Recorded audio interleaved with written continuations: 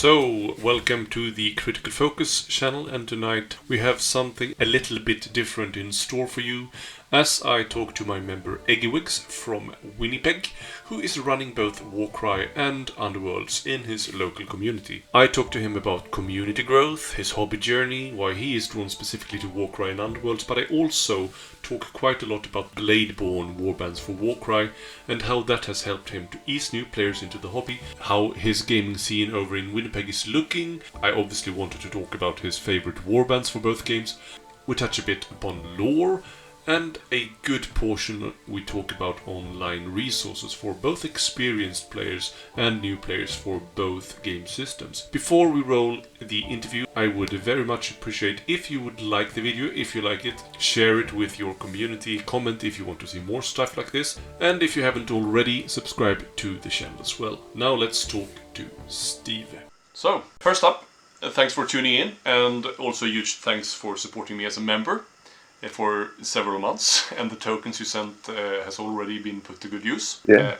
So, how are you? I'm good, man. Thanks for having me on the channel. This is awesome. So tell the folks at home a little bit about who you are in terms of hobbying and your hobbying journey up until this point, I guess. Well, I'm Steve.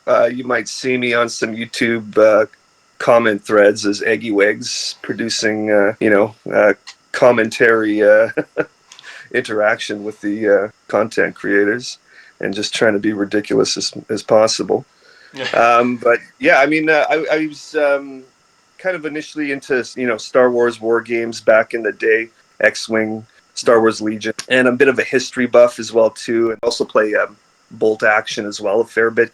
Some of my family members have got some pretty intense World War II, history. But I was sort of looking into maybe getting into one of Warlord games, other games I think called Hail Caesar, because I just have a fascination for some classical history stuff at times, and those Greek fighters were looking pretty interesting, but I kind of stumbled back into the whole Warhammer situation, came across Warcry, and I had been sort of surfing the internet. Some of the other dudes in my play group here in the city that I live in had been playing Warcry First Edition, and I guess I stumbled upon that Splinter Fang warband, and I'm like, oh man, these guys totally look Greek here. This is awesome. And checked out the game, checked out the rules, watched some videos, and then a couple of my friends happened to realize I was looking into the game, and they're like, oh yeah, well, we've got a whole bunch of stuff already. Let us know and we'll play some games. So I kind of went down the rabbit hole and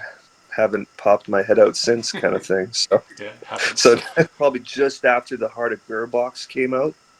Right. So it'd been out for a few months. And I mean, the first game I played, Warcry, I was instantly hooked. So, and now I can't even, off the top of my head, I can't even count how many warbands I've collected for that game specifically alone. I've got a bunch of the soon-to-be legacy warbands, probably like 6 or 7 out of those initial 9 or 10. Regularly collecting some of the new Heart of Ghur warbands as well. So probably have half of those lines, and then interestingly enough, it just sort of came across this whole thing they were calling Bladeborn, and you can play fighters from another game in Warcry. This is crazy. So yeah, and that kind of led me down the path to Underworlds as well too. So just to touch upon something you mentioned, the legacy aspect there, have that stirred up some feelings in the Warcry community? Are people afraid that there will be warbands rotating out not only from Age of Sigmar but also from Warcry? I've just been, I guess, a witness to some people pushing the panic button on the situation and being really concerned that, some of the warbands that they have purchased and spent time painting and playing all these years might be obsolete or kind of sunsetted into legacy format. And because we don't really know, the company doesn't explicitly come out and say what 100% will happen. They give us some notifications and some, maybe one press release saying that, okay, well, these warbands won't be available in AOS anymore. They'll have legacy rules. They didn't really say anything about Warcry other than the warbands are just not going to be produced anymore. And it's not, honestly, it's not going to really affect any of us here in my local area. I mean, Warcry local tournaments and stuff like that, and beer and pretzel night with friends if somebody wants to run Iron Golem or Corvus Cabal or Splintered Fang, and right. I was playing AOS this morning, and we were talking about like the whole funneling out of Beast of Chaos and all that stuff. Yeah. Like, Yeah. for me, like it's like if people wanted to use their Beast of Chaos as like Dark Oath Warriors or whatever, I wouldn't care, and none of us would. So I scheduled this interview because I wanted to talk about like bridging the gap, I guess. I'm not sure the gap is that huge, but between Warcry and Underworlds, which is something you seem to be a very strong spokesperson for. I guess first up, though, I wanted to ask you what the local gaming scene in Winnipeg looks like and what kind of games you are involved in. Are both Underworlds and Warcry doing well there? Sorry for bundling up so many questions in one, I guess. Locally here in Winnipeg, it's very small everywhere, in almost every single gaming system except for AOS. AOS tends to have a pretty good turnout right now, playing at the local game stores quite regularly. And this is a community I just kind of have just started breaking into myself as well too, because I just started working towards, Big Hammer AOS. Because I did start with Warcry and then Underworlds as well too. Star Wars Legion has a pretty decent turnout, and of course 40k, right? Other than that, tabletop gaming is pretty small, right? Since the rules change and the sea change for X-Wing, that community almost vaporized completely. And we were having big tournaments, at a hotel where there were like people from out of town coming. It was a very vibrant community, and since that switchover, it has diminished to just a few people playing. So I've organized a Wednesday night at one of our local gaming stores. It was about maybe 4 to 8 people that show up on the regular to play X-Wing. So very small, right? Warcry, just about that size as well too. And I've been, trying over the last, I guess since I started playing it, to, just promote the game, different events, public events, to just kind of expose people to the game system, and it's been that has been a very long, hard slog as well too. And Underworlds, let's just put it this way, like those AOS guys had no idea people were even playing Warcry or Underworlds in our city. I mean, they're very focused on AOS, but they were surprised to see that I was promoting an event, bi-weekly on the opposite Wednesday of the X-Wing night to come out and play Warcry and Underworld. So they were very happy to see that. A bunch of them came out for the first evening of it just a couple weeks ago, right? We do have a Warhammer store in our city. Awesome place to go. But I never really once saw anyone playing Warcry there, or Underworlds as well. So it seems a lot of people were dispersed across our city in their own kind of private play groups. I'm bringing my group over to the Warhammer store at the end of May here to sort of join up for our first ever kind of attempt to play an Underworlds League in the Warhammer store. So we'll see how that goes. I think there's about maybe 4 or 5 people that, including myself, so 5 of us, I think, that might go down and see if anyone else will sign up, and just sort of bringing them into the fold, just so we can sort of, get a good community, a good healthy community of people playing the game, because it's a great game. I have tons of fun playing it. So. Yeah. So what then specifically about Warcry and Underworlds? I guess that kind of tickles your fancy. I did resist Games Workshop and Warhammer since about, I think, 94. I have underneath this table here a box of some stuff of mine from the ancient days, right? Metal Rel Partha miniatures and all that kind of stuff, right? But I found a pack of the old promo pamphlets for each faction for Warhammer Fantasy and 40k, and I was looking, I'm like, oh yeah, this is when I'm shopping the game around, and like, should I get an army? Is this a game I want to get into? And they're dated 1995, so that's a while ago. That's a while ago, and yeah. I don't think I should get into this. It seems like a lot of money. You got to get a huge army. You have to paint all the stuff. Yeah. And that really changed over the years, has it? Right? It's a huge buy-in in some cases. And I did cave. I said no to Warhammer Fantasy, no to 40k, and just kind of moved on to some other wargaming stuff. And then eventually around 2016, I got into X-Wing, and then friends of mine were like, "Hey, Star Wars Legion's coming out. It'll be fun." And I'm like, "No, it's just like Warhammer. It's going to be good." And I'm like, "But if they release Death Troopers, I'll probably buy in." Sure enough, they did, right? So something about playing a skirmish game really appealed to me. So I think that's basically where my thought of trying something new came from. I think I wanted something that didn't take like 2, 3, 4 hours to play. Like even 2 hours, that's like, okay, we're whipping through this game here. Let's get it over with. But is it the length of the format, or is it like the tactical aspect as well, or what is it most that you kind of like about it? I would say the initiative phase, where you're kind of rolling for these dice combinations to use to unlock abilities for these warbands, is really interesting. The size of the warband, of course, it's a hobbying aspect to this game, so it's less daunting needing to paint 10, 11, or even 8 miniatures to get the warbands good to go. So that was extremely appealing. Put it this way, my Soviet army from Bolt Action, they will probably never be painted. Like, there's just too many of them. The whole combat system, the objectives, and pulling the cards, pulling the maps, setting everything up. And I really honestly got into the lore more and more as I played the game as well. It was a very interesting setting. The models are really well sculpted and very interesting and very appealing. Even games that I lost were just like, man, that was just such a good time. Let's talk about the hybrid nature of your gaming then. I think most people are aware of that there are rules for Underworlds Warbands in Warcry, but you've actually gone the extra mile and made the transition, I guess, even more fluid.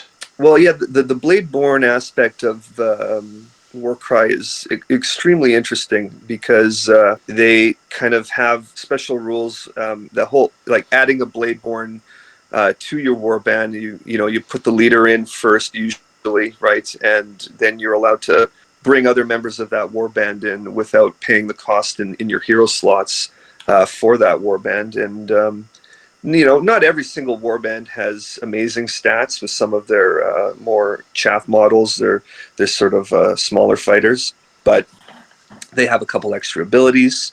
And honestly, the sculpts are awesome. Like, that's one of the reasons why I had picked up the Grimwatch, was to just use them as my regular rank and file crypt ghouls in Warcry, because they were all they're great. They're absolutely great. I love the great sword with hip bone.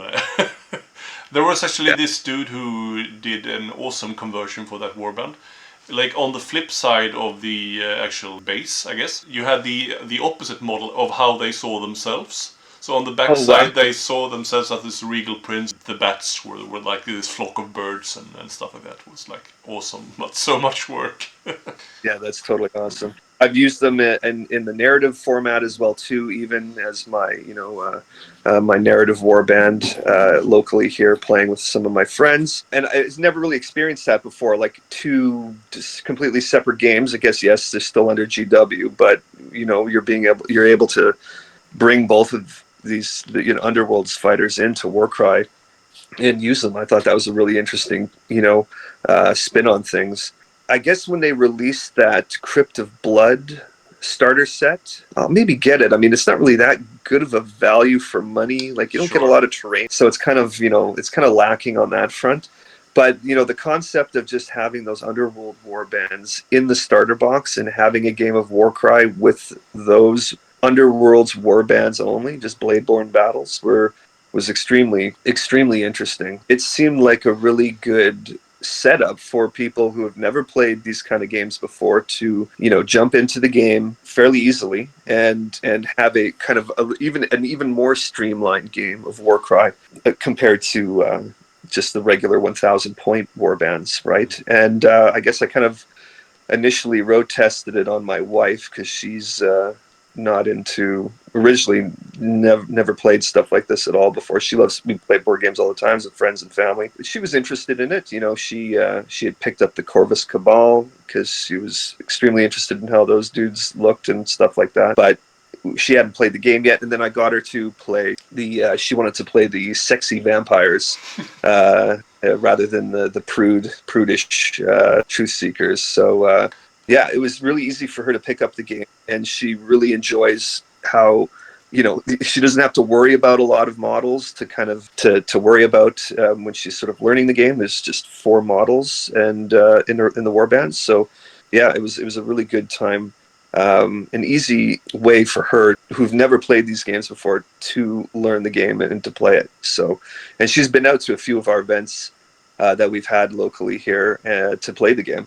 And we're getting her son into it as well too. My stepson, he's about 9.5 years old, so he's really interested in those knights. He wants to try those Xandar Truth Seekers out. So yeah, he was able to start learning the game fairly simply as well too. And he's looking forward to playing that game more and more now, which is great.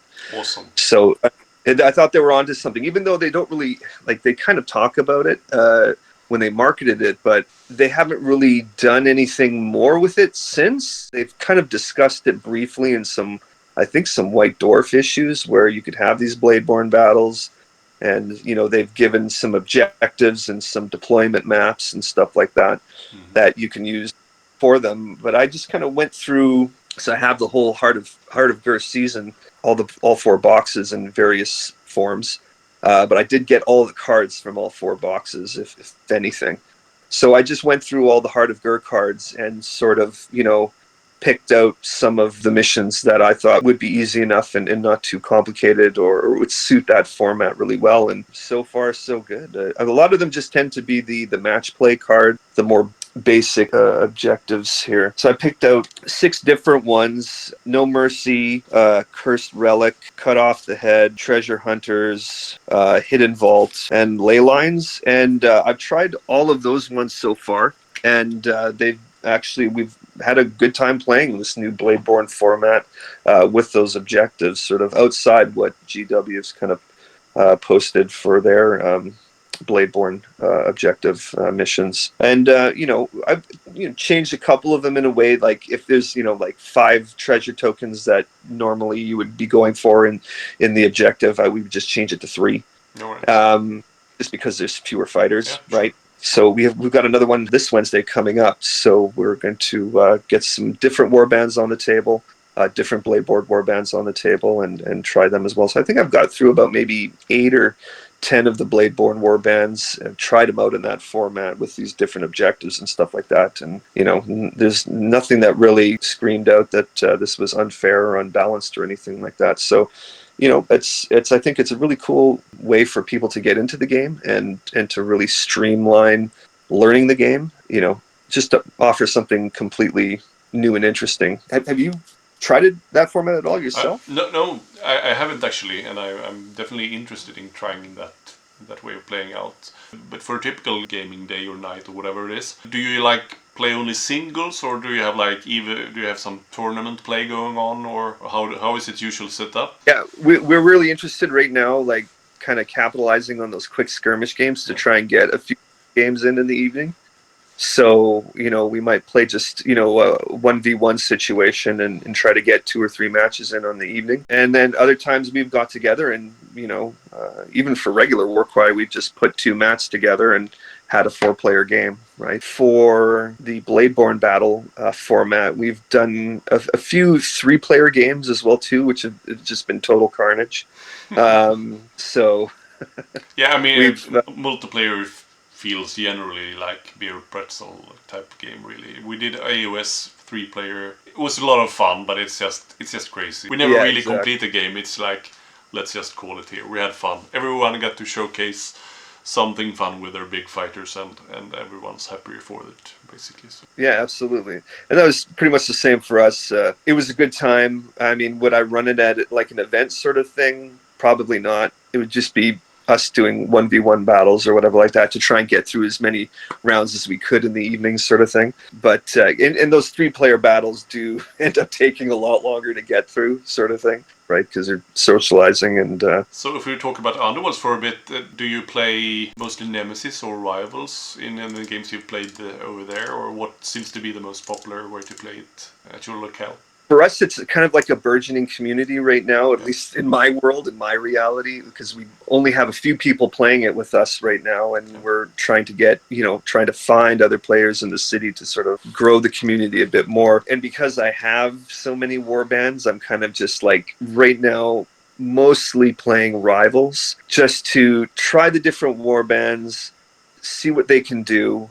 And we're about to jump into Nemesis, and I think we're looking forward to doing that, because a lot of our games I'd say 80% of them tend to be fairly low scoring in terms of glory. And it's like, I think once we get into Nemesis, we're pretty much going to have, I think, an easier time scoring a bit more, because we're able to sort of, fine tune those decks just a little bit better. Yeah, sure. And for starting out with some of my friends that are just learning the game right now, Rivals has been good because they can just bring that one deck down with the Warband, and they're just sort of right now getting used to playing the game. And a lot of us are all like family men, right? So finding time to play is not. I hear you. I mean, I think when we actually had, I mean, I live in a very small town. So it's basically only me and Matthias who plays right now, and basically we started the channel because we wanted to get that like nerve back, because it was only us two. People were still interested, but they couldn't keep up with like the championship meta that was going on there, because Nemesis wasn't the thing. And so people was like, I can't be bothered to like pay to win to get all the cards and like proxy cards and all that stuff. He has to keep up with having the best cards in their decks, and the time it takes to actually deck build to any reasonable standard. I mean, you have to kind of practice it a bit. And that was also during the pandemic. They released a lot of warbands really quickly. People didn't really have time to even meet up and play with anybody at that time. Right. So the community just dwindled. So it was a bit sad to witness that, to be fair. Even though like Rivals and Nemesis was badly received from a lot of the old timers when it came, I think for the growth of the game, I think it's been really good. Yeah, and funny enough, you should say that, because when I first got into like looking into Underworlds specifically outside of Warcry, I was hoping to not have to really search for a lot of older cards to be able to play with people. And it didn't turn out to be the case, which is good. And I actually discovered your channel on that topic. Because I was sort of looking into getting the upgrade pack, that the universal upgrade pack. Yeah. The essential card pack. The essential card pack. Yes, thank you. Yeah.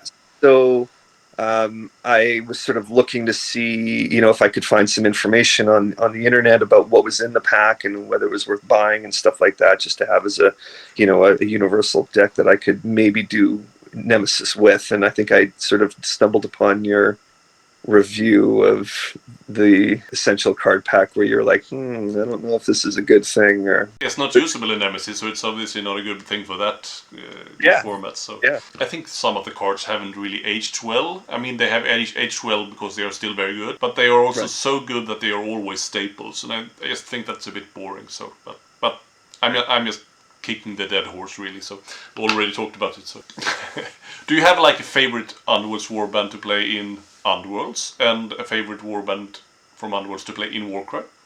So basically 2 questions, I guess. Yeah, and I mean, it's hard to pick one for Underworlds right now. I would have to say the Headsman's Curse.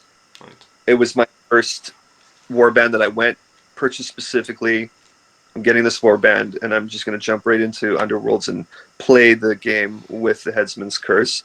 Yeah. So I have a bit of an affinity for them as well too. I just like how it's just point and shoot. I condemn you. I'm going to execute you. I love that. Simple as, and lots of fun to play. And Grisel's Arena. After checking out some of your videos about the warband, I was like, this seems pretty interesting. I don't think I was that impressed with them initially. I think they looked kind of bland. Right. They all had these helmets, and they felt like this kind of cheap knockoff of Morgwaiths, which seemed a lot more diverse. But the more I played the arena, they really growed on me. So they are really fun glass cannons, I think. I had passed initially as well too, but after watching your videos, I sort of looked into them more. And a friend of mine locally, he was playing a lot of like 2-wound fighters as well too. So he was just like, "Oh man, my 2-wound fighters just get murdered here so easily." So I was like, I'll try some 2-wound fighters, right? So that's. I mean, one of my favorite warbands are the original North Spirit pack. They are called the Godsworn Hunt from the Ninth Vault season. They are so really underwhelming. Like they are so bad. Like the objective deck is atrocious. Glass cannon, subpar warbands. It's just something with making them work that just tickles my fancy. Absolutely, it's a challenge, right? Like you really got to get your brain turning on how to make this all happen. Yeah, but the Headsman's Curse, they're pretty good, and they can really hold their own even if the leader dies. Right, the bearer is a beast. Yeah. I've enjoyed trying to upgrade all of them as much as I can rather than just Voltron up the wielder of the blade. Because I've been finding, the bear of the block can certainly hold his own if the wielder goes down. So. And the scripter is just out pointing fingers and taking names kind of thing, which is great. Another warband I'm really actually enjoying a lot more now is the Thrice Full Discord. Yeah, they're awesome control, right? They have so many fun cards. Out there, Inspire mechanic just really sings to me, and I've enjoyed every single game that I've played with them so far. I mean, it's only been like 4 or 5. It hasn't been that many games I've played with them, but every single I played is I've been enjoying them more and more. So I'm probably going to play them a little bit more coming up because they will be getting Bladeborn rules for Warcry. Nice. And they were my gateway into Slaanesh. So now I have some Slaanesh warbands for Warcry. So I've got a little Sybarite warband going, and subsequently the Dread Pageant as well too. I have run them a couple times in the last month or so since sort of discovering them on your channel. So I played them in a Bladeborn battle a couple Wednesdays ago at our Warcry evening, and against Xandar's Truth Seekers, and that was just utter mayhem. Like it was, Truth Seekers came out swinging, and Hadzu was not long for this world. He was just gone in an instant. But that's what. And they had whittled Slake Slash down to like 4 wounds left or something like that in like the first round of attacking him. And but Slake Slash just came swinging in the next round and took Calthea out completely. But she countered as she was going down, and she happened to land enough counter in to take Slake Slash out in the process. So the mechanic really is similar to how they work in Underworlds then, for both of these warbands? Do the Dread Pageant have something like heal damage kind of a thing, and the Sandires have some like reaction to dying or some such? What I just did was actually just make a couple of ability charts for Slaanesh Sybarites and added the quad for the Dread Pageant just at the bottom of the card. And I just make them in like the 4x6 size card, right? And the Bladeborn rules, they don't really get lots of abilities. Like a lot of the older ones don't really get lots of extra abilities. They might get 1 or 2, right? The Grimwatch have, I think, just 1 to add to the Warband's ability chart for Warcry. Grossel's Arena, I think have like 3 or 4, maybe, if I'm remembering that correctly, and all of the regular Witch Elf Daughters of Cain abilities as well too. So it's a bit of a mix and match. I'm hoping the Thrice Full Discord will get like 2 or 3 at least sort of new ability coming with their Bladeborn rules to add to the Slaanesh Demons ability charts. So would you mind like talking about I guess some resources you used to play Warcry that you could like point new players to and stuff like that? Yeah, that's the weird thing about this game is that's the hardest thing for me to sort of get somebody into this game who've never played it before, is just really have like available material that they can just go and get to start playing, because some of the stuff is community generated. Well, a lot of stuff tends to be community generated, unless you're buying like a Heart of Ghur season warband or something like that. And some people have been interested in getting into Warcry to just play these Bladeborn battles locally here. So it's been I've had to sort of say, well, if you get into this game, let me know, and I'll point you in the right direction. And there's lots of good community-made resources out there for Warcry. And I primarily now use warcrier.net for building. I guess we can get all these links posted in the and I'm just because I've got sometimes I've just got some free time here and there at work if nothing's happening. I'll sit on the computer and just surf or whatever like that. And a guy by the name, I believe the name of Barry Shepard, he has a YouTube channel called Optimal Game State on YouTube, which is also a website.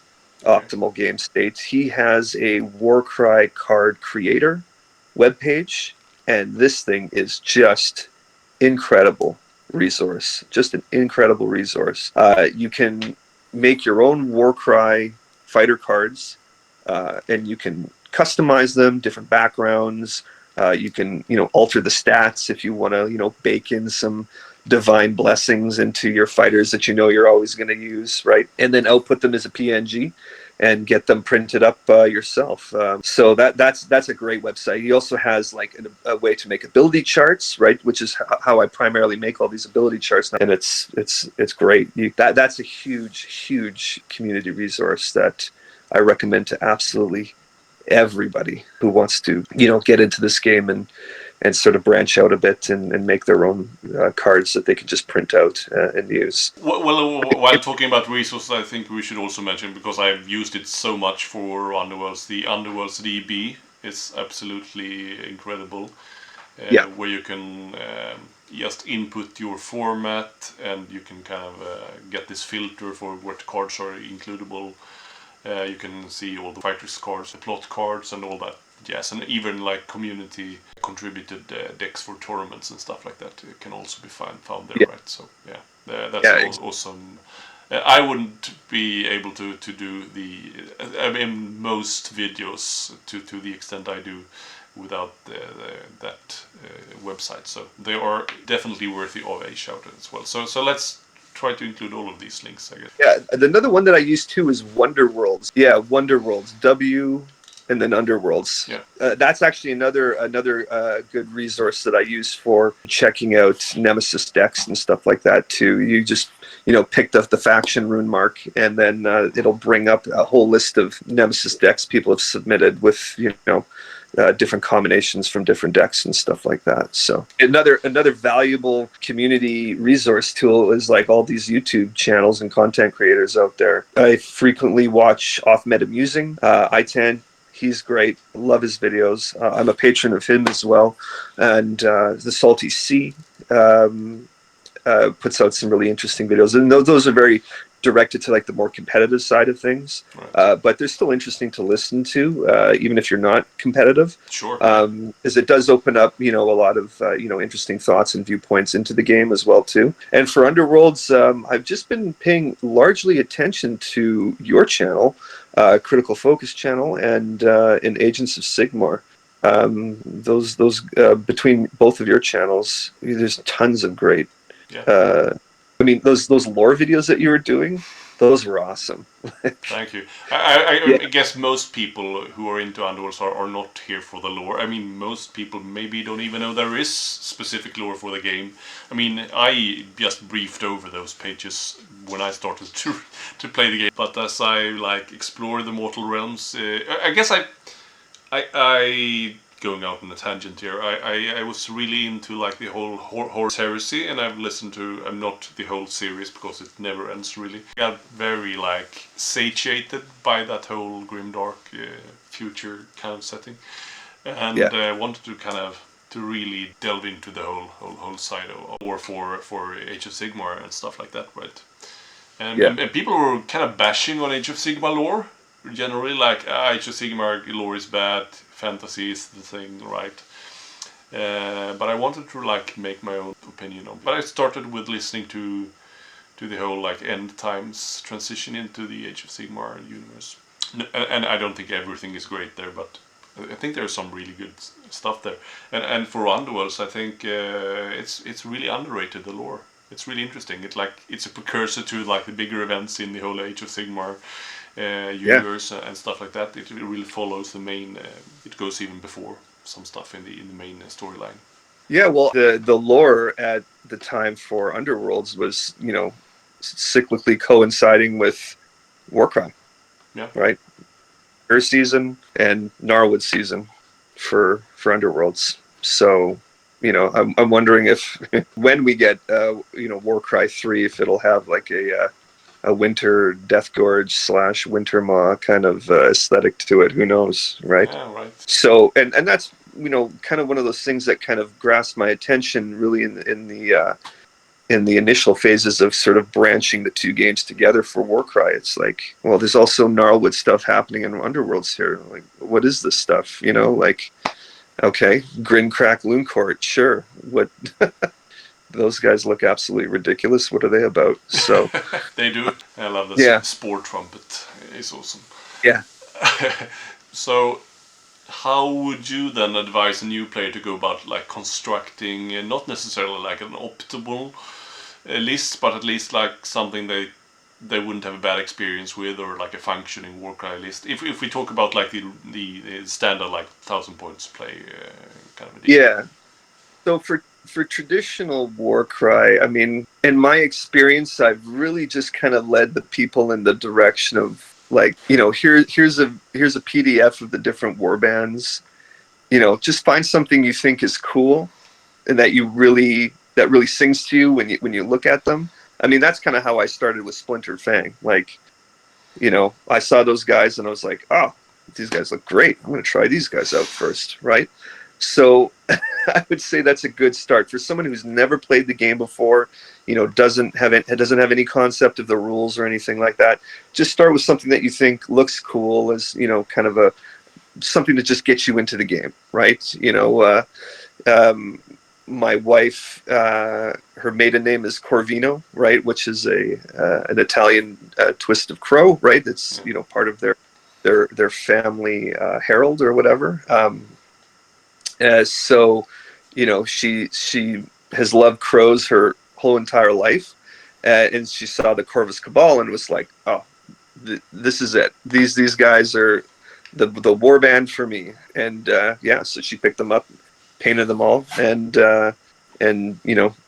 jumped into playing the game with me and some of my friends or whatever like that. She could see like as I played this game, some of their abilities don't really have a lot of good abilities, like as one would hope, sort of thing, and they're kind of terrain dependent as well too.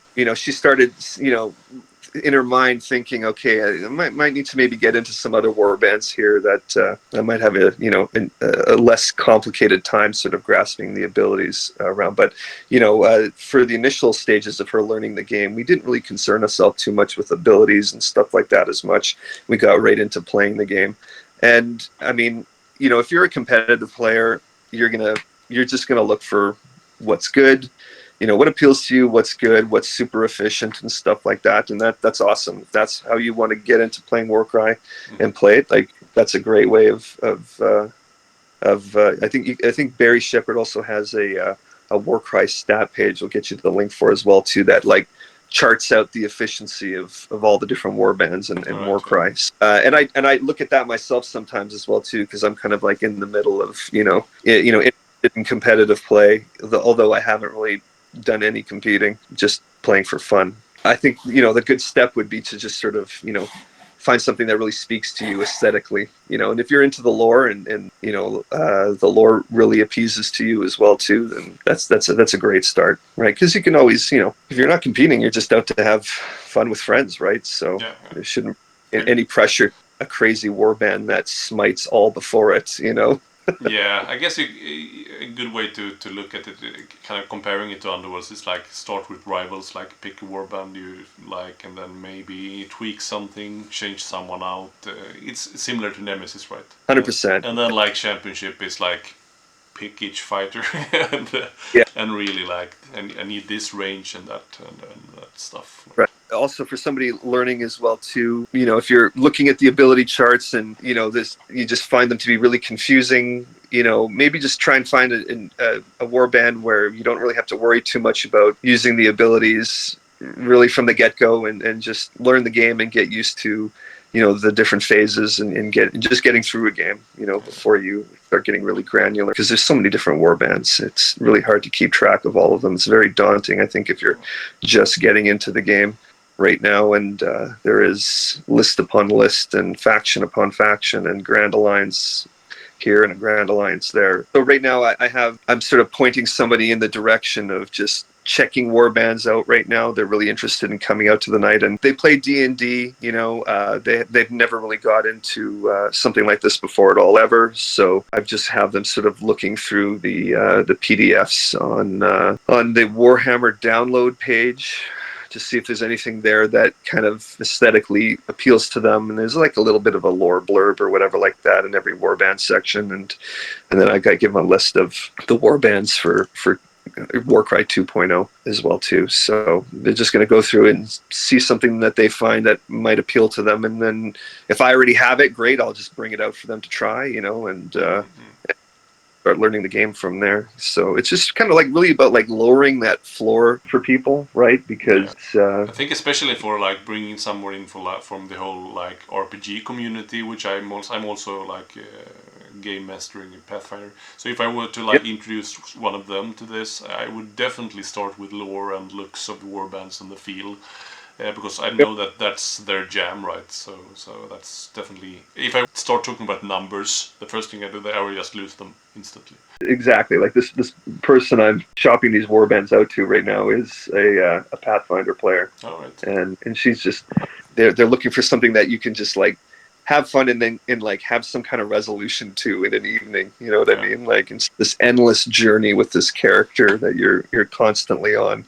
I'm like, well, I have a game that you might be interested in. And sure enough, her and her husband, they're really kind of interested in checking out this whole Warcry thing. And, that Bladeborn battle will be their entry point into learning it if they want to actually come out and try it. So, do you have any like final things you want to touch upon that we haven't mentioned? I guess I just kind of forgot I just briefly mentioned, like, for the Bladeborn battles, just go through your Warcry cards and read your different objective cards and just sort of, visualize, hey, will it be a decent objective to play with, 2/3 of a warband, right? Because that's essentially what you're playing with, is like half to 2/3 of a full warband, right?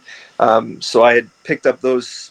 There was a few other objectives that were decent enough. I just had picked these match play ones that have the symbol in the corner there. Those seem to work really well for map deployments too. And that's another one we didn't mention earlier. But map deployments, GW talked about the Bladeborn battles still having all 3 battle groups in play, and I tried that out a couple times, and it would seem to kind of just stretch everything really thin.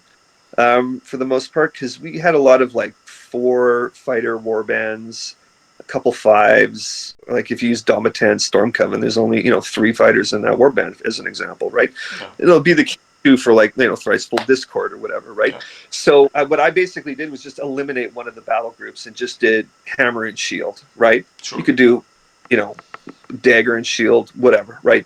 But I go through your deployment cards, and I found the better ones to be ones that didn't really have like round 3 reinforcements in them. It was okay to have like a half of your warband come in round 2 in some cases. So there's some asymmetrical deployments where one, blue team has all 3 of their battle groups on the field, and one battle group from the red team comes in round 2. That's not bad, but any kind of like late round 3 stuff tends to just not really work as well. So you can find some map deployment cards, and I guess I could get a list of them to you, and sure, then we can just post that list of honestly, I've got about maybe 12 or more that you can use. Just eliminate the dagger team, have some symmetrical deployments and some asymmetrical deployments. I think deployment is the one you kind of have to curate a little bit more. Sure. and then those objective cards, it's usually if it's got like more than 3 or 4 objectives to it, you could whittle it down to just or 4 treasure tokens or objective points and stuff like that. So common sense, really. Yeah. All right. So I think we've touched upon a lot of things here. So yeah, well, thank you so much for the interview. Awesome to talk to you and get a face on you as well. After all our interactions on the channel and thanks for having me on the channel. Yeah, thank you. It's been awesome. Yeah, I'll have some links for you to put up and some more data, I guess, in the future about how these Bladeborn battles are going here. So inspire some Warcry players to take a stab at it, because it's a good time. So and hopefully some, because my main audience is Underworlds, obviously. So hopefully we'll get some Underworlds players funneling into the Warcry scene as well, right? So I mean, the transition is pretty smooth, really. Yeah, they're both great games to play, and this Wednesday coming up, we're going to have both games available, so I might just do a game of Warcry and then jump into a game of Rivals with one of our kind of new members of our group that is sort of just kind of wrapping his head around learning Underworlds. So and it's a great format time-wise. I mean, if you're pressed for time, you can always squeeze in a game. And if you have more time, you can play 3-4 games. So I think it's awesome. Yeah, it's just really amazing how both of these games are just so intertwined. Like they got the Beastgrave terrain. Yeah. They haven't really released too many terrain packs after that. I don't think at all, have they? No, I think that's just it. No, I think Night Vault and Shadespire and Beastgrave had the only terrain pieces. I've been taking scatter terrain out of my Warcry boxes from like the Heart of Ghur and using them to sort of jazz up the Underworlds board a bit. So we got more Seraphon ruins and stuff like that, and a couple of barricades on the edge with skeletons and some extra skulls glued on there and stuff like that. So sure. Yeah. And we've been using some of the Beastgrave terrain for our Warcry games as well, so it really works well together. Yeah, awesome. Catch you another time, Rhett. Absolutely, man. Yeah. Take care. You too. This is Mats again, chiming in to thank you for watching the video. Please don't forget to subscribe, like and comment, and to not miss out on future content, ring the bell as well. And if you really liked this video, feel free to click the thanks button just below this video. And if you want to support me even further, you can now become a channel member and claim the title of Critical Focus fan. Until next time, take care, bye.